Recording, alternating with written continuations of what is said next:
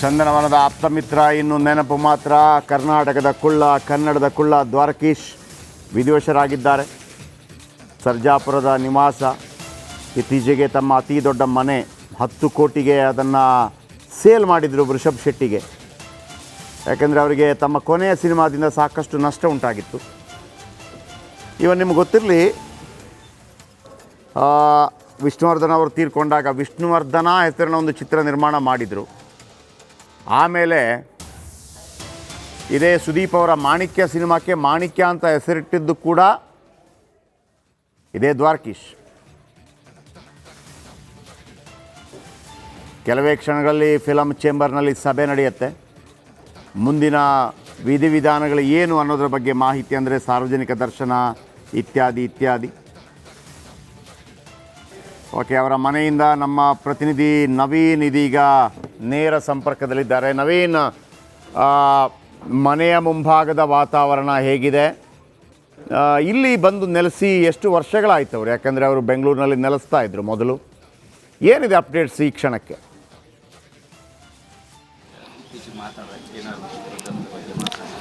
ಜಯಪ್ರಕಾಶ್ ಶೆಟ್ಟಿ ಚಂದನವನದ ತಾರೆ ಅಂತಲೇ ಕರೆಸ್ಕೊಂಡಿದ್ದ ಕುಳ್ಳ ಖ್ಯಾತಿಯ ದ್ವಾರಕೀಶ್ ಅವರು ಇವತ್ತು ಬೆಳಗ್ಗೆ 10:30 ಸಮಯದಲ್ಲಿ ತಮ್ಮ ಸ್ವಗೃಹ ಅಂತಂದರೆ ಏನು ಈಗ ನಾವು ಇರುವಂತಹ ಮನೆ ಏನಿದೆ, ಇದೇ ಒಂದು ಮನೆಯಲ್ಲಿ ಬೆಳಗ್ಗೆ ಅಸ್ತಂಗತ ಆಗಿರುವಂಥದ್ದು. ಮನೆಯಲ್ಲಿ ಮಗ ಯೋಗೇಶ್ ಜೊತೆ ಅವರು ಇದೇ ಮನೆಯಲ್ಲಿ ವಾಸ ಇದ್ದರು.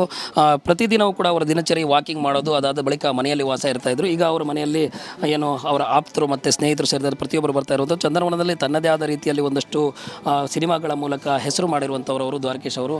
ಅವರ ಅಗಲಿಕೆ ಅಂತಂದರೆ ಈ ಒಂದು ನಿವಾಸಕ್ಕೆ ಬಂದು ಅವರು ಕಳೆದ 3 ವರ್ಷದಿಂದ ಈ ಮನೆಯಲ್ಲಿ ವಾಸ ಇದ್ದರು. ಜೊತೆಗೆ ಇಲ್ಲಿ ಪ್ರತಿದಿನವೂ ಕೂಡ ಇಲ್ಲಿ ಮನೆಯ ಒಳಗಡೆ ಇರುವಂಥದ್ದು, ಜೊತೆಗೆ ಹೊರಗಡೆ ವರಾಂಡ ಏನಿದೆ ಅಲ್ಲಿ ಬಂದು ಬರುವಂಥದ್ದು, ಜೊತೆಗೆ ವಾಕಿಂಗ್ ಮಾಡುವಂಥ ನಿತ್ಯದ ದಿನಚರಿ ನಡೀತಾ ಇರ್ತಾಯಿತ್ತು. ಆದರೆ ಈಗ ಏನವರು ವಯೋಸಹಜ ಒಂದಷ್ಟು ಏನು ಕೆಲವೊಂದು ಸಣ್ಣ ಪುಟ್ಟ ಹೊರತುಪಡಿಸಿದ್ರೆ ಪ್ರತಿದಿನವೂ ಆರಾಮಾಗಿರ್ತಾಯಿದ್ರು, ಮನೆಯಲ್ಲೇ ವಾಸ ಇರ್ತಾಯಿದ್ರು. ಇದೇ ನಿವಾಸದಲ್ಲಿ ಈಗ ಎಲ್ಲ ಅವರ ಸ್ನೇಹಿತರು ಮತ್ತು ಆಪ್ತರು ಕೂಡ ಬಂದು ಹೋಗ್ತಾ ಇರುವಂಥದ್ದು. ಜೊತೆಗೆ ಏನು ರಿಷಬ್ ಶೆಟ್ಟಿಗೆ HSR ಲೇಔಟಲ್ಲಿರುವಂಥ ಮನೆಯನ್ನು ಮಾರಾಟ ಮಾಡಿದ ಬಳಿಕ ಇದೇ ಒಂದು ಮನೆಯಲ್ಲಿ ಬಂದು ಕಳೆದ 3 ವರ್ಷದಿಂದ ವಾಸ ಇದ್ದರು. ನನ್ನ ಜೊತೆ ಅವರ ಮನೆಯಲ್ಲಿ ಪ್ರತಿದಿನ ಅಂತಂದರೆ ಕೆಲಸ ಮಾಡ್ತಿದ್ದಂಥ ಕಾರ್ಮಿಕ ಏನು ಅವರು ನಿವಾಸದಲ್ಲಿ ಇದ್ದಿದ್ರೆ ಅವ್ರು ಮಾತಾಡ್ತೀನಿ. ಸರ್, ಈಗ ನೀವು ಎಷ್ಟು ದಿನದಿಂದ ಇಲ್ಲಿ ಇದ್ರಿ? ನಾನೀಗ 3 ತಿಂಗಳಿಂದ ಕೆಲಸ ಮಾಡ್ತಾಯಿದ್ದೀನಿ ಸರ್.